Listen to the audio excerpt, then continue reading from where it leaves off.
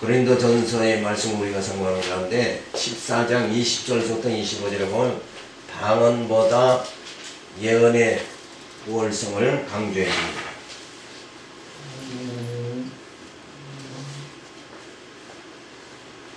형제들아, 지혜에는 아이가 되지 말고 악에는 어린아이가 되라. 지혜에 장성한 사람이 되라.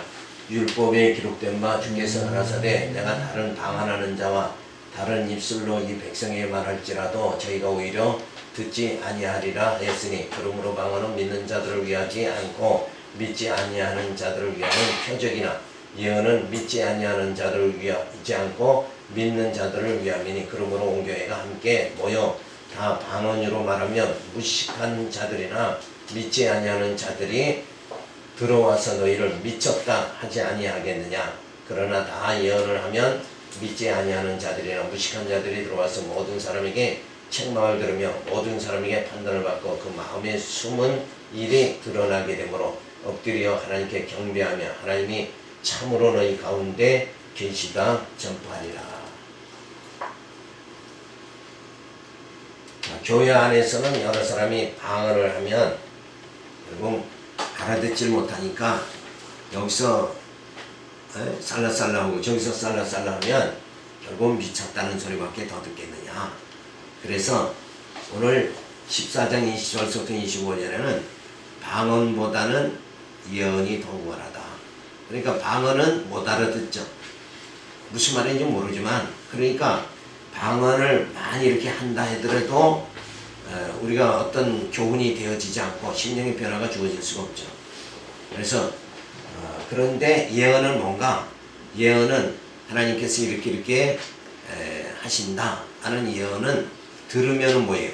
우리 마음에 찔림이 주어지고 그래서 그 예언의 말씀을 듣고 생각이 변화가 되어지고 마음이 움직여져서 하나님을 바르게 경외할 수 있게 되어지는 거예요. 그래서 결국은 사도 바울은 방언보다는 예언이 더 우월하다 하고 말해주고 있죠. 그러니까 못 알아듣는. 그런데 이제 개인적으로는 그 방언을 통해서 하나님의 성령의 역사 이거를 이제 체험하게 되니까 개인 신앙에는 유익한 거예요. 그런데 교회에서는 유익하지 않다. 지금 사도 바울은 개인적 차원에서 얘기하는 게 아니라 교회 전체의 차원에서 말해주는 거예요. 교회적으로 봤을 적에는 그게 아무 유익이 없다. 그러니까 개인적인 그런 면에서 유익이 있지만 교회에 유익이 없으니까 결국 뭐예요? 사도 바울은 삼가해야 된다 하는 것을 말해주고 있습니다. 두 번째 예언은 말씀으로 책망을 받고 하나님의 계시다하며 전파하게 되어지죠. 그래서 내게 주어지는 하나님의 예언의 말씀이 각자 심령에게 다르게 나타나죠. 그러니까 너무 세상에 집착한 사람들에게는 집착한 사람이 있다 그러면 더 하나님의 말씀에 신령한 것을 사모해라 이렇게 예언이 됐다 그러면 그 예언을 듣는 자가 바른 그 신앙생활이 주어지잖아요. 그래서 효과가 훨씬 좋게 나타난다. 따라서 뭐예요? 방언보다는 예언이 우월하다 하는 것을 말해줍니다. 그래서 만약에 무식한 다 방언으로 말하면 무식한 자들이나 믿지 아니하는 자들, 그러니까 여기서 무식하다는 건 뭐예요? 신앙이 없는 사람, 좋은 방언하는 사람을 좋게 보질 않고 저 방언을 왜 하는 거야? 이렇게 되면은 오히려 그들은 뭐예요? 미쳤다. 저 사람들이 미친 거 아니냐? 이렇게 하지 않겠느냐.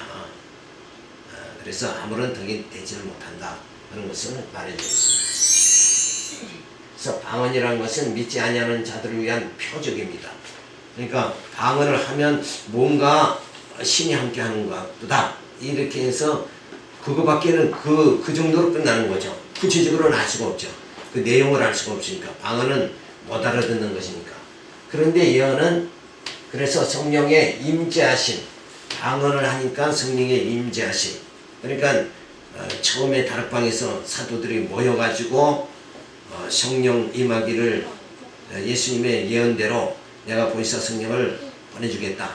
그 예언대로 성령을 기다렸죠. 그래서 방언이 성령이 임하니까 뭐예요? 방언이 터진 거예요. 그러니까 그 방언 자체는 뭐예요? 성령이 임하심을 표적으로 드러내 보여주는 거예요. 그래서 방언의 그 하는 모습을 보고 예언은 믿는 자들을 위한 하나님의 뜻을 전달하죠. 그래서 하나님의 섭리를 깨닫게 되어진다. 그래서 내가 어떻게 신앙생활을 계속 잘해야 되느냐? 그것은 이제 이렇게 예언의 말씀을 통해서 가르침을 받게 되어지니까 그것이 굉장히 유익하다라는 것을 말해주죠. 그래서 다 방언을 말하면 믿지 않는 자들이 미쳤다고 그렇게 하지 않겠느냐. 다 예언을 말하면 믿지 않는 자들의 마음에 숨은 일을 깨닫고 하나님의 계시가 전파하게 된다. 그래서 하나님의 살아계심을 뭐예요? 깨닫는 역사가 주어진다. 그러니까 예언은 알아듣는 말이니까. 근데 이 예언보다 더 확실한 게 뭐예요? 더 확실한 게 성경 말씀이죠. 이거는 다 눈에 보고 늘 확인할 수 있고, 그 성경 말씀을 통해서 만약에 모세오경 그러면 모세오경은 누구를 알려줘요? 하나님의 살아계심을 보여주잖아요. 그럼 공간복음은 기독론을 말해주잖아요. 기독론. 예수님이 어떠한 분이신가. 그러니까 성경은 아무 때고 뭐예요? 우리가 신구약 성경 66권을 다 대면할 수가 있잖아요. 그리고 속히 또 뭐예요?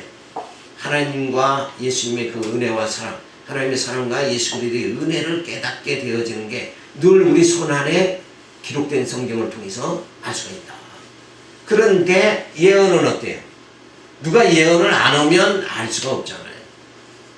그렇죠? 나에 대해서 누가 예언을 안 해주면 내가 어떤 교훈을, 하나님의 뜻을 발견할 수가 없다.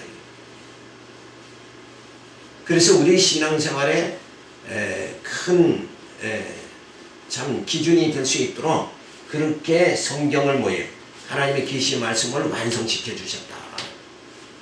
그래서 성경이 얼마나 귀한지 모르죠. 그래서 성경을 특별 계시다 이렇게 말하잖아요. 특별 계시. 자, 일반 계시는 그에 반해서 일반 계시는 뭐예요? 자연이 모든 만물 또 세상 돌아가는 걸 보고 깨달을 수 있는 거. 그게 일반 계시예요. 그런데 특별한 계시는 뭐예요? 내 영리를 특별하게 하나님 특별 계시 성경을 통해서 나를 하나님의 자녀로 양육해 주신다. 이런 걸 생각하면 예언보다는 방언보다는 뭐가 우월해요? 예언이 우월하고 예언보다는 성경이 더 우월하다 하는 걸 우리가 알 수가 있죠. 그래서 지혜는 뭐냐? 지혜의 장성한 자가 되라. 그래서 참 방언보다는 예언을 통해서 지혜를 얻는 그런 장성한 자가 되어야 된다. 그리고 악은 뭐냐? 어린아이가 되지 말라. 그래서 지혜를 얻는 데는 장성한 자가 되고 악한 일을 하는 데는 더디해야 되죠.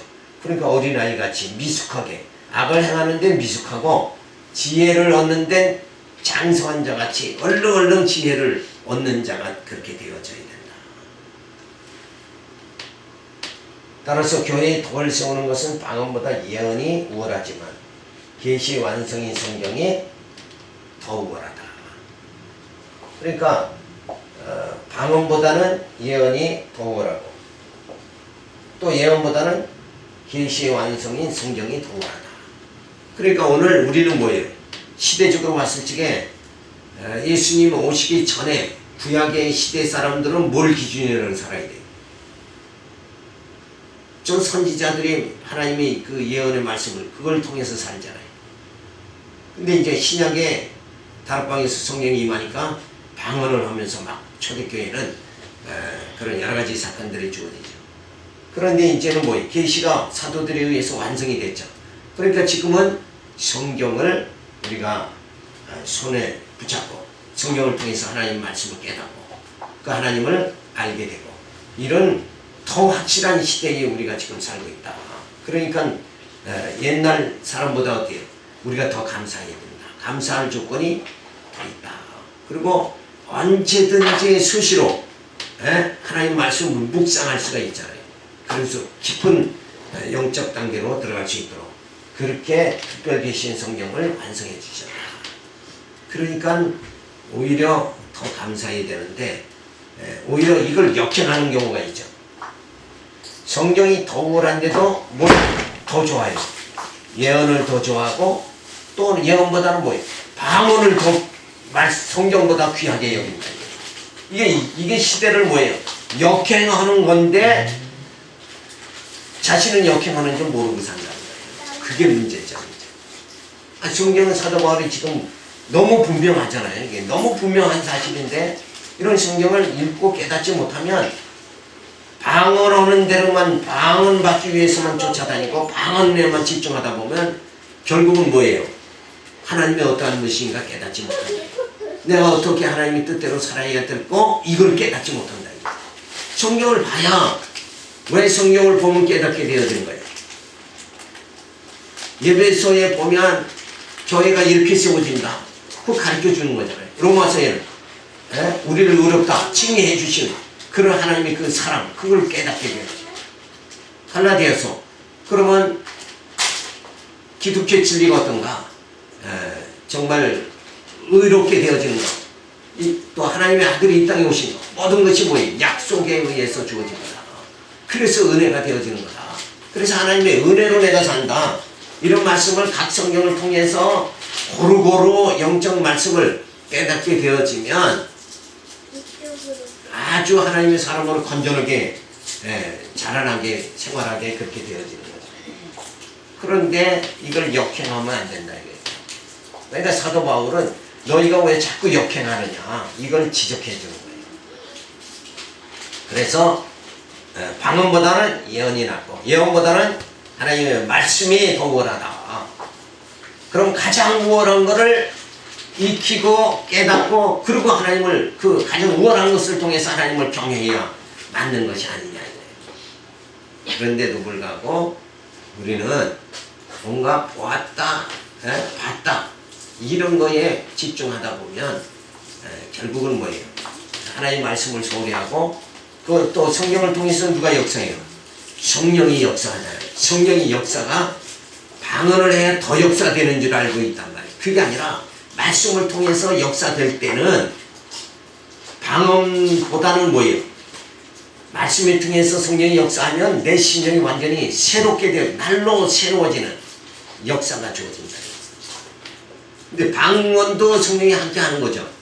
근데 방언이 성령이 함께 해도 그건 못 알아들으니까 변화가 없다는 거예요. 그러니까 그것이 다르다는 거. 우리가 이런 말씀을 통해서 확실히 깨달아야죠. 그러니까 그런 신앙보다는 말씀 중심의 신앙, 복음 신앙이 원하다. 이거를 우리가 생각하면서 그런 게 현혹되지 말아야 된다. 14장 26절에 보면 여러 은사는 질서대로 해서 덕을 세울 것을 말해줍니다. 자, 그런즉 형제들 어찌 않고 너희가 모일 때에 각각 찬송시도 있으며 가르치는 말씀도 있으며 계시도 있으며 방언도 있으며 통역함도 있나니 모든 것을 덕을 세우기 위하여 하라. 만일 누가 방언으로 말하거든 두 사람이나 그 다음 뭐죠?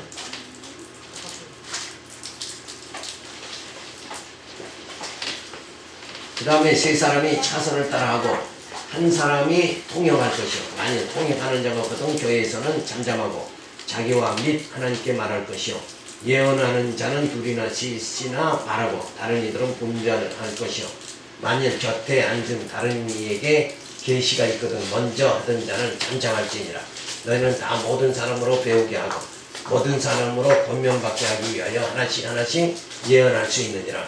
예언하는 자들의 영이 예언하는 자들에게 지혜를 받나니 하나님은 오지로움의 하나님이 아니시 오직 화평의 하나님이시니라.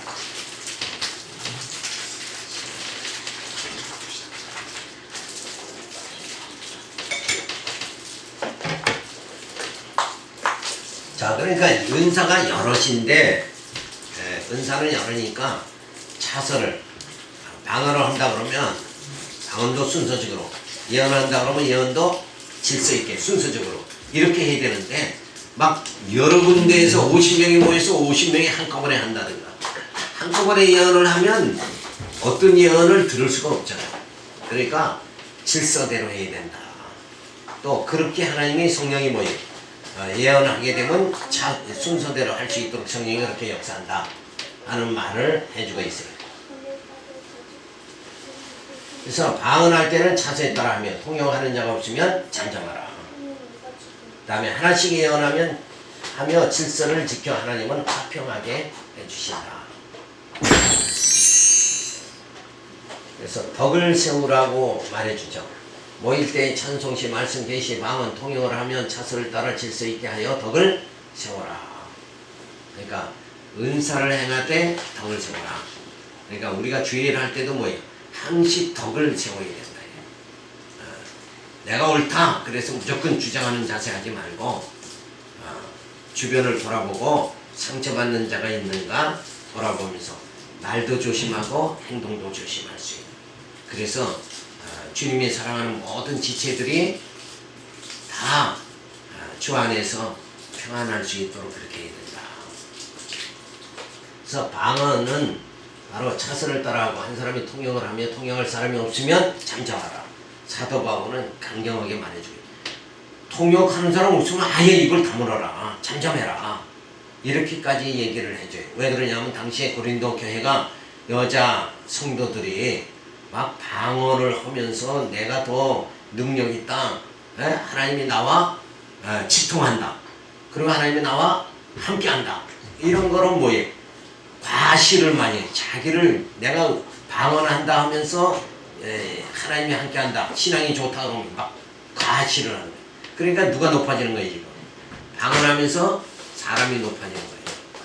하나님의 그 뜻보다는 자 그래서 무질서하니까 질서가 있어야 된다. 하는데 방언을 하더라도 차서에 따라서 이렇게 해야 된다. 그리고 통역이 있으면 하고 통역이 없으면 아예 하지 말아라. 잠잠해라. 자 이렇게까지 하면서 교회의 질서를 사도 바울은 고린도 교회의 질서를 잡아주려고 그렇게 하고 있습니다. 그 다음에 예언은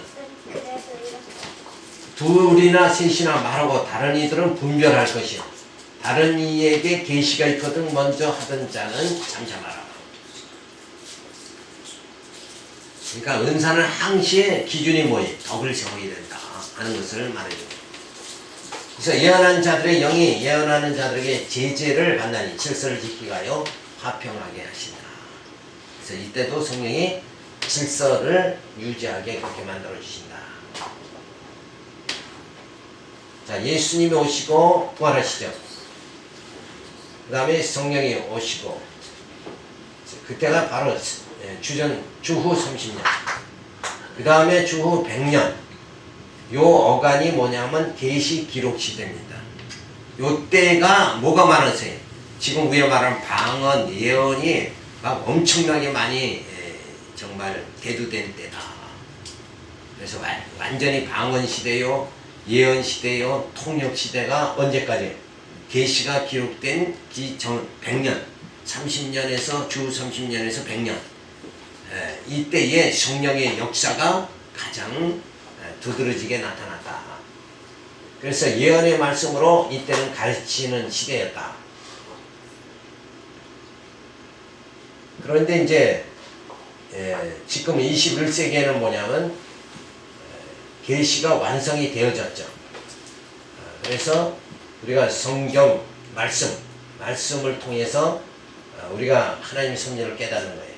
그래서 성경을 바로 가르치는 게 뭐냐면 성경 강론이다. 그러니까 지금 시대는 뭐예요? 성경을 가르치는 시대. 그러니까 사도들도 늘 강론을 한 거예요. 성경 자체는 뭐 설교라는 말이 원래는 없는데 이 설교라는 말이 결국은 이제 이방 종교에서도 뭐 설법이라는 거 뭐 이런 식으로 해서 그게 이렇게 전해 내려온 거지. 사실은 설교는 뭐가 중심이 돼요? 사람의 생각과 경험이 많이 중심이 되잖아요. 그죠? 성경보다. 그런데 성경 강론은 뭐예요? 성경 자체를 풀어 가르치는 거예요. 그러니까 사람의 어떤 개입이 적게 되는 거죠. 그래서 설교 성경 강론을 하는 거하고 설교하는 거는 벌써 이 모양이 달라져 버리고 맙니다.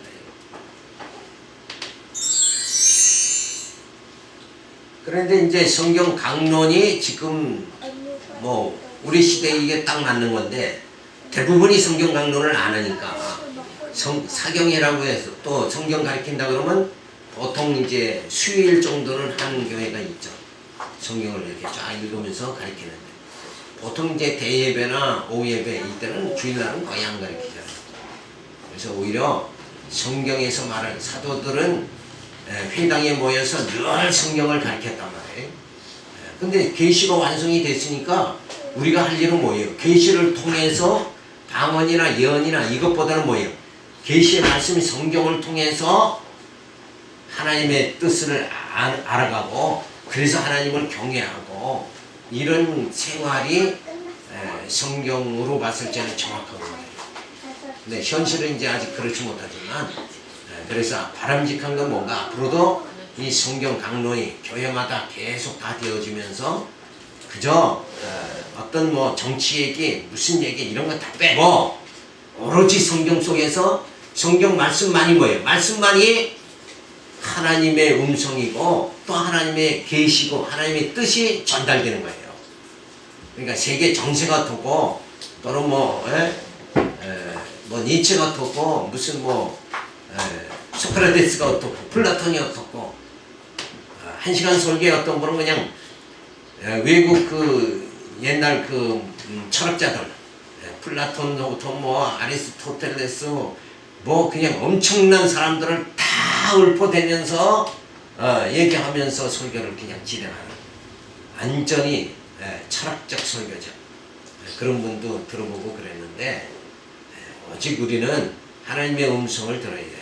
하나님의 음성 성경 말씀을 통해서 거기서 그 이면의 뜻이 어디 있는가 이걸 알아야 되죠. 근데 사건 중심으로 전부 다 가르쳐 버리니까 사건 중심으로 가르치다 보면 하나님의 뜻을 알지 못하는 거예요. 이러니까 성경은 자꾸 사람들에게 거리가 멀어져 버리고 만나요. 근데 하나님의 음성이 바로 특별 계신 성경 말씀이다. 성경 자체는 누가 기록한 거예요? 성령의 감동으로 기록된 거다. 하나님의 영이 기록하게 한 이 성경만이 가장 하나님의 뜻을 바르게 나타내 주는 것이다.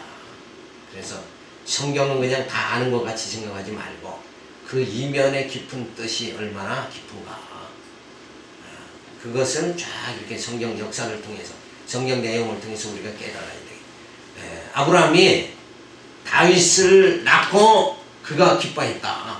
그죠? 기뻐한 내용이 왜 기뻐했을까? 아들을 낳았으니까 100살 만에 아들을 낳았으니까 기뻐했다. 그러니까 여러분도 구하면 지금 늦지 않습니다. 여러분 100살 돼도 아들을 낳을 수 있습니다. 이렇게 가르친다 그러면 그거는 사건 중심으로 가르쳐. 그게 아니라 그 성경 본문은 아브라함이 이삭을 보고 기뻐한 건 왜 기뻐했는가? 이삭을 낳게 된 게 어떻게 낳게 됐어요? 하나님의 사제를 보내가지고 내년 이맘때 아들을 낳으리니 하고 알려줬잖아요.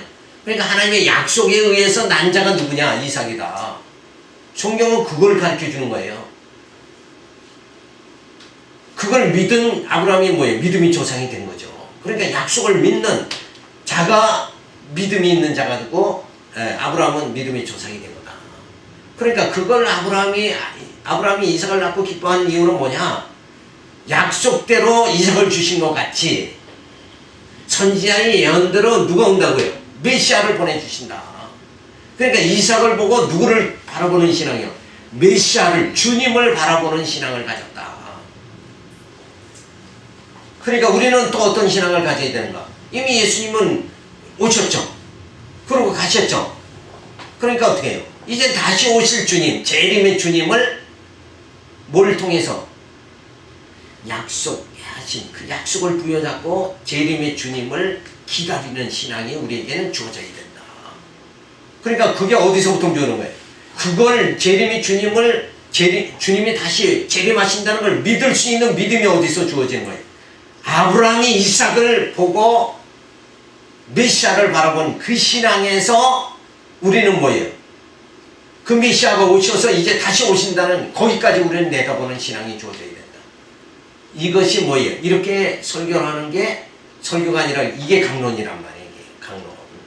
성경을 깊이 풀어서 바르게 가르쳐주는 이게 되어져야 되는데 아브라함에게도 이삭을 하나님이 주셨다.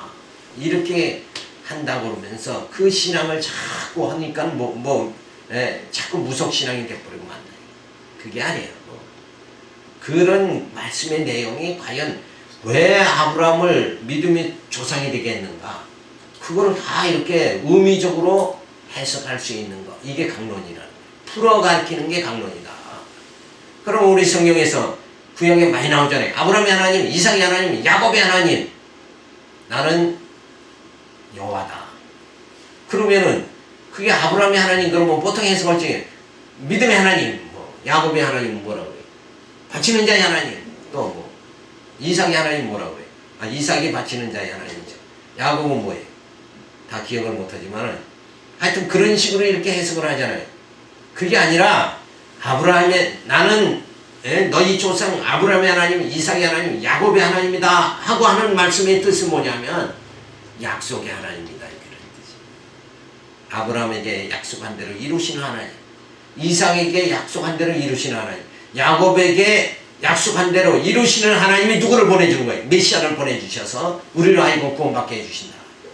몇 가지 연결해서 가르칠 수 있는 게 강론이다. 근데 설교는 아브라함이 이삭을 바쳤다 하는 그 대목의 설교를 어떻게 하느냐.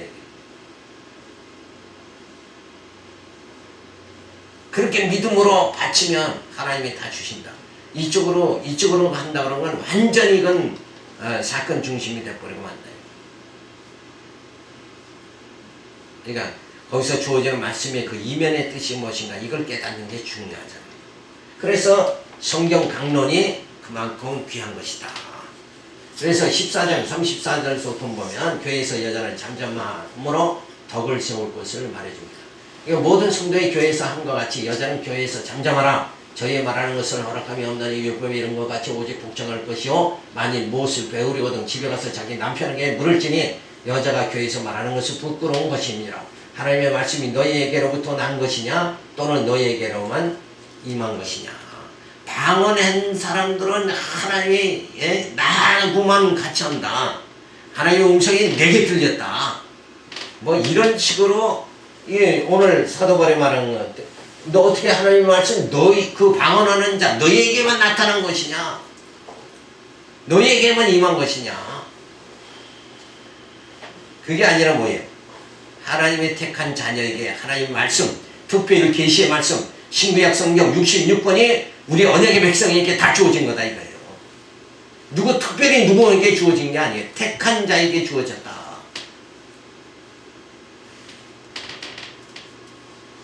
그래서 알아듣지 못하는 방언을 하면서 교회를 시끄럽게 하지 말고 여자는 잠잠하라. 차라리 남편에 가서 물어라 하는 얘기는 뭐냐. 교회의 머리는 주님이시죠. 가정에는 남편이다. 아내보다는. 그것은 뭐냐면 어떤 서열을 말하는 게 아니고 정말 주님을 상징적으로 말하는 거라. 이게. 그러니까 하나님께서 그 아들 예수를 통해서 주시고 우리를 구원에 이르게 하시는 그런 섭리의 뜻을 말해주는 거예요. 두 번째 보면 하나님의 말씀이 여자에게만 주신 것이야. 교회를 방언을 한다 하며 소란스럽게 만들지 말고 무엇을 배우거든 집에서 남편에게 배우라. 그래서 무질서하지 말라고 가르치죠. 방언을 하며 교회를 시끄럽게 하지 말고 잠잠하라고 말해줍니다. 그래서 그렇게 하면서 방언하는 사람들은 또 방언하는 사람끼리 모여서 이렇게 분당을 짓잖아요. 이런 짓은 하지 말아야 된다. 먼저 남편에게 배우고 나서 말함으로 교회가 구설수로 나누게 하지 마라. 분당 짓지 말아라 하는 말을 해줍니다. 그 다음에 말씀은 하나님의 말씀이 여자에게로부터 난 것이냐 여자에게만 임한 것이냐 하면서 교훈을 해주죠. 그래서 책망하면서 고린도 교회를 알아듣지 못하는 방언을 하면서 혼잡하게 하며 파당을 조성하는 여자 성도들을 향하여 교회에서는 잠잠하라고 경고해 주고 있습니다. 그러니까 방언은 개인 신앙엔 유익한데 교회적으로는 무질서하게 하지 말고 질서를 지켜야 된다. 그럼 그걸 이제 사도 바울은 말해주는 거예요. 14장 37절에 보면 교회의 건덕에 대한 결론적 교훈을 말해주는데, 만일 누구든지 자기를 선지자나 혹 신령한 자로 생각하든 내가 너희에게 편지한 것이 주의 명령인 줄 알라. 만일 누구든지 알지 못하면 그는 알지 못한 자니라. 그런즉 내 형제들아, 예언하기를 사모하며 방언 말하기를 금하지 말라. 모든 것을 적당하게 하고 질서대로 하라. 통역 없이 방언하지 말고 편당을 분당하지 말라고 경고해 주었는데도 나는 방언하니까 신령하다고 잘못 생각하고 있거든. 바울은 자신이 한 말을 주의 명령인 줄 알라고 단호하게 교훈해 줍니다. 여기서 단호하게 얘기해 주는 건 뭐예요? 방언은 못 알아듣는 거니까, 덕을 나타내지 못하니까 교회에서는 통역이 없으면 잠잠해라. 이렇게 말해주는, 이것은 사도 바울 자신의 말이 아니라 이거는 하나님의 말씀으로, 명령으로 너희가 알아야 된다 하는 것으로, 이게 이제 강조를 한 거죠. 자, 그러면서 예언하기를 사모하며 방언 말하기를 금하지 말라. 모든 것을 적당히 하고 질서대로 하라 하는 것은 사도시대의 고린도 교회에 대하여 교훈한 말이고, 지금은 특별 계신 성경이 완성되었으므로 방언, 통역, 예언은 폐해진 것이니 하지 말아야 한다. 자, 그러니까 더 완전한 게 주어졌죠.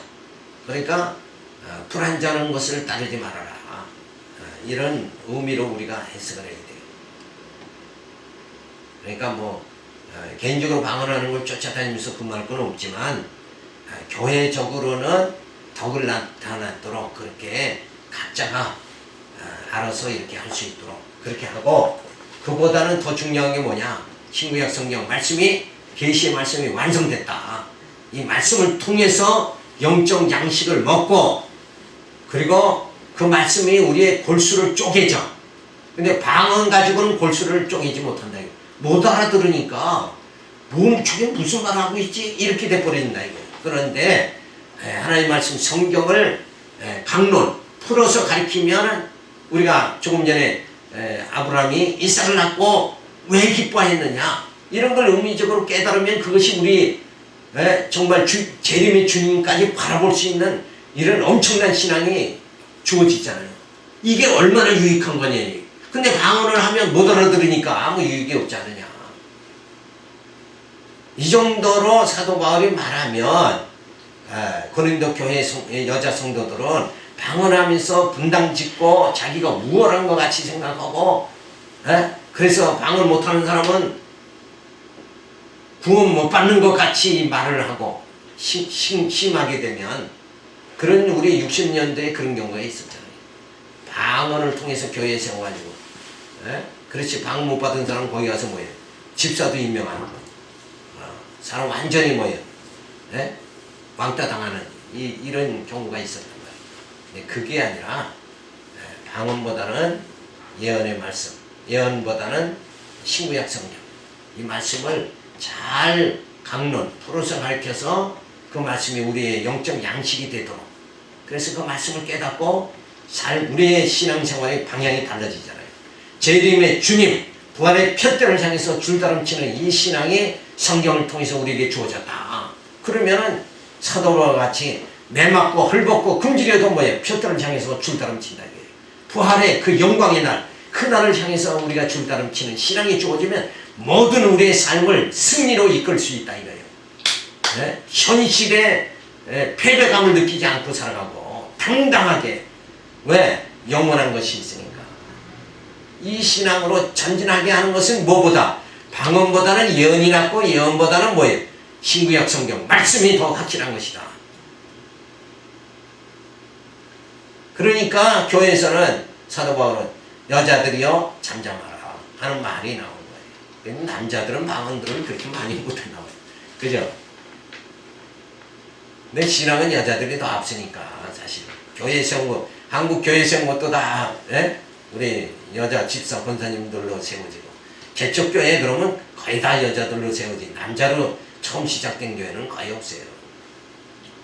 그러니까 또 예수님 십자가에 못 박히실 때도 거기 간 사람들은 누구예요? 마리아와 다 여자들이 갔잖아요.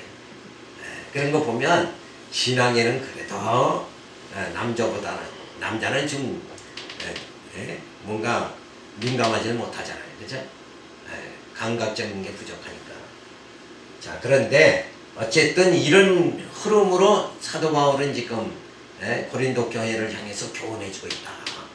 그래서 덕을 세워라, 질서를 지켜라. 이 말에 지금 우리가 마음을 같이 해야 되고, 그리고 더 권하는 건 뭐예요? 특별 계신 말씀, 성경 강론을 통해서 우리의 심령이 변화되고, 정말 우리 삶의 표대가 분명하게 정립되어질 수 있도록. 그래서 부활의 표대를 향해서 정말 그리스도의 영광의 날, 그 날을 바라보고 힘차게 우리가 오늘의 삶을 다 여러 가지 어렵잖아요. 질병도 다가오고 모든 물질 여러 가지 고통이 각 가정마다 고통 없는 가정이 하나도 없어요. 문제가 없는 가정이 없는 거예요. 그런 가운데서도 뭐예요? 그 소망이 있으니까 우리가 이길 수 있는 거잖아요. 그런데 방언 가지고는 그 소망이 안 주어진다. 왜? 못 알아들으니까. 그보다 확실한 예언으로는 또 교훈이 되어지죠. 그런데 그보다 확실한 하나님의 말씀, 계시의 말씀이 완성돼서 우리가 눈으로 본바요, 손으로 만져본바다. 이 말씀을 통해서 그 하나님을 우리가 발견하고 그 주님의 사랑, 은혜를 깨닫고 살아갈 수 있도록 이렇게 되어지는 신구약 성경을 통해서 우리가 더 확실한데 우리가 영적 생활이 주어져야 됩니다. 자, 그래서 명령이다. 통역 없이는 방언하지 말라. 그리고 방언과 예언 등을 적당히 하고 질서대로 하라. 그리고 교회에서 여자는 잠잠함으로 덕을 세우라. 그런 방언의 은사 때문에 교회가 문실사하게 이렇게 되지 않도록 해라 하는 말을 사도 바울은 명령이다, 강경하게 교훈을 해줍니다. 자, 예수님이 오셨고 부활 승천하시고 이제 성령이 오셨죠. 성령이 강림하고 30년, 그 다음에 주후 몇 년에는 바로 그때까지는 계시 기록 시대다. 그래서 예언의 말씀으로 가르치게 되고 21세기 오늘날은 뭐예요? 계시 완성 시대다. 그래서 성경 강론에 의해서 방언보다 예언보다 성경 강론, 이것이 더 우월한 것이다. 따라서 계시 기록 시대에 주어진 예언과 방언과 통역은 질서대로 하라고 결론을 지어 주었으나 계시 완성 시대에 지금은 폐하여지고 온전한 것이 주어졌으므로 성경 강론으로 신앙이 견고하게 세워져야 된다. 그래서 오직 하나님의 말씀, 성경을 풀어서 가르쳐서 그 말씀에 감동이 우리 가운데 주어지고, 그리고 감동이 주어지니까 변화가 주어지는 거예요. 그래서 이러한 하나님의 섭리, 이것은 오늘 우리에게 말씀이 주어진 하나님의 섭리다. 이거를 생각하면서 시대를 역행하지 말고 귀한 것이, 더 귀한 것이 어딘가? 하나님의 말씀. 이 말씀의 기록이 어떻게 또 되어졌어요? 막 사도들, 선지자들이 순교하면서 이 기록이 되어진 거 아니에요? 이게 핏값으로, 이 성경이 진짜 핏값으로 기록된 거다 이거예요. 그냥 핍박 속에 도망 다니면서 기록하고 엄청난 이런 그 하나님의 그 역사가 주어진 이 성경, 이게 얼마나 귀한 것이냐. 근데 우리는 너무 편안하게 성경을 보고 성경 뭐 소리 이렇게 여기지만 이 기록 자체가 엄청난 순교의 역사를 통해서 성경이 기록됐다. 그 또 성경 말씀 그걸 전하기 위해서 사도 바울이 얼마나 고통 속에서 그 신앙생활을 했던가, 이런 거 보면 이 성경 자체가 서신서 또 모든 성경이 기록된 게 정말 땀과 피로 기록된 말씀이다. 그 엄청난 저들의 그 신앙, 그 열정에 의해서 기록된 거, 이걸 생각하면 성경을 정말 이게 하나님의 은혜다. 이 귀한 걸 내게 주셨다. 근데 우리는 그냥 책으로만 생각하지 진짜 거기에 이면의 깊은 성경 강론을 통해서 깨닫지를 못하니까 막 신앙이 막 힘이 주어지지를 못하는 거예요. 이게 진짜 그 한 대목, 아브라함이 이삭을 낳는 한 대목만 하더라도 벌써 우리 신앙이 부활 신앙이, 재림의 신앙이 그냥 확립이 되어지잖아요. 이런 걸 봤을 때 이게 이 말씀 가르친다는 게 이게 얼마나 귀한 것인가. 이런 걸 생각하면서 이 말씀 주신 그 하나님의 사랑에 그 은혜에 너무나 감사하며 또 한 주간 생활하시기 바라서 오늘 말씀 드렸습니다. 기도합니다. 할렐루야 감사를 드립니다. 그저 비천하게 이를 때 없고 연약한 보잘것없는